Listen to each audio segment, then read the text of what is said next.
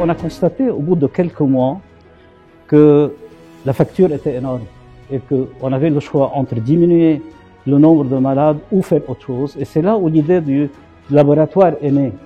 On a démarré ce travail. En 2 mois, cet étage qui devait être un étage de consultation s'est transformé en laboratoire médical.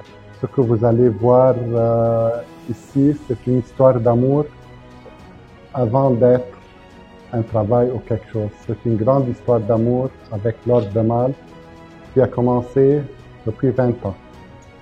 J'ai fait tout le design et tout s'est fait avec l'amour. L'Ordre de Malte m'a rendu mon sourire et je vais rendre le sourire à tous les gens.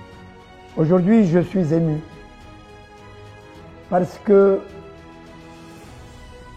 il y a quelque temps, nous ne savions pas qu'un jour, nous pourrions, parmi les réalisations qui sont les nôtres, parmi nos ambitions qui peuvent paraître démesurées, nous pourrions atteindre des buts qui puissent nous émouvoir à nous-mêmes pour servir une cause que nous voulons être celle qui un jour participera à la rédemption de ce pays.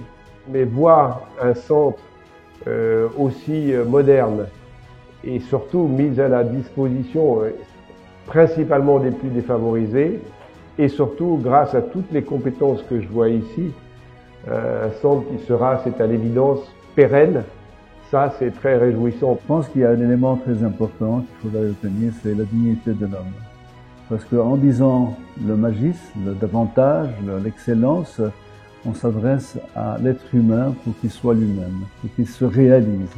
On m'a soufflé que il y a 3 ans, 4 ans, vous receviez beaucoup moins de gens.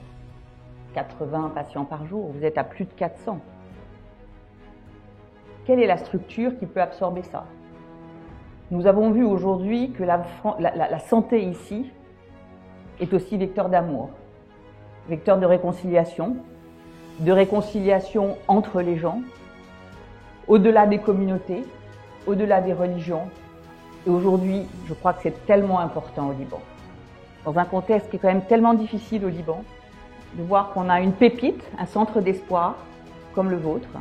Et je suis heureuse que aujourd'hui, à vos côtés, aux côtés de la Fondation Père Fabre, aux côtés de l'Ordre de Malte, nous ayons de nouvelles perspectives qui s'ouvrent pour les mois et les années à venir.